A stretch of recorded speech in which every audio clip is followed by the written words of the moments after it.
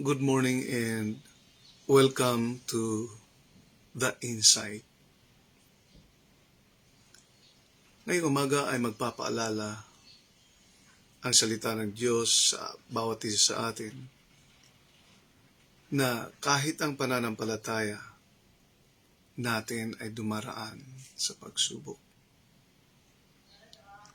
Today's episode is titled Life's Difficulties and the Crisis of Faith.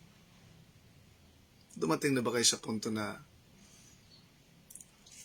ang buhay natin ay parang hindi natin maintindihan pagkatapos parang merong krisis?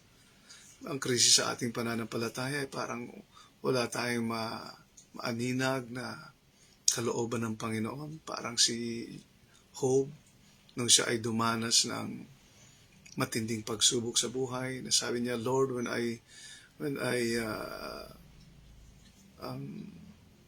look at you in the north, I don't see your glimpse. South, east, west, hindi ko makita. Hindi ko maaninag ang iyong presensya. But he maintained his faith and allegiance to the Lord when he said, But Lord, I did not swerve to the right or to the left. I just stayed on track. I just remained in following you. Dumarating na ba tayo sa puntong ganon? Yun yung crisis. Minsan, mabigat ang ating katawan, mabigat ang ating, mahirap ang buhay. So, yung mga crisis, faith natin. May mga problema sa buhay na parang walang katapusan. Financial struggles, family conflicts, loss, nawalan ka ng buhay, ng mahal sa buhay, matinding pressure, stress ka. Isa nakakaranas na iba ng hindi alam kung saan pupunta, anong gagawin. At minsan, hindi lang lakas ang nawawala, pati ang tiwala sa Diyos ay nagkakaroon ng crisis. Dumarating ang tanong na,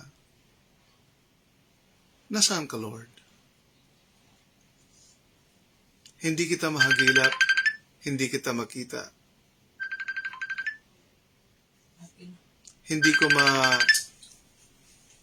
maaninag ang iyong presensya. Pero ito ang pakatandaan natin.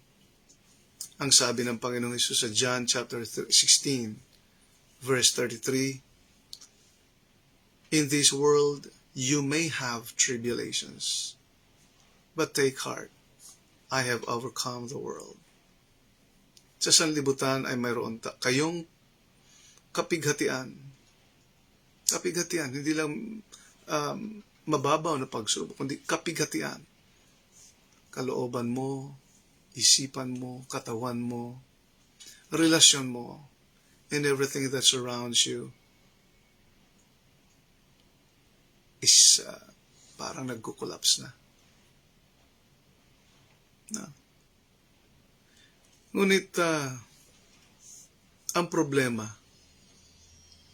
ay hindi sukatan ng pag-ibig ng Diyos. Ibig sabihin, hindi yun yung barometro na kung may pagsubok kang pinagdadaanan, ay doon ka iibigin ng Panginoon. I don't think so.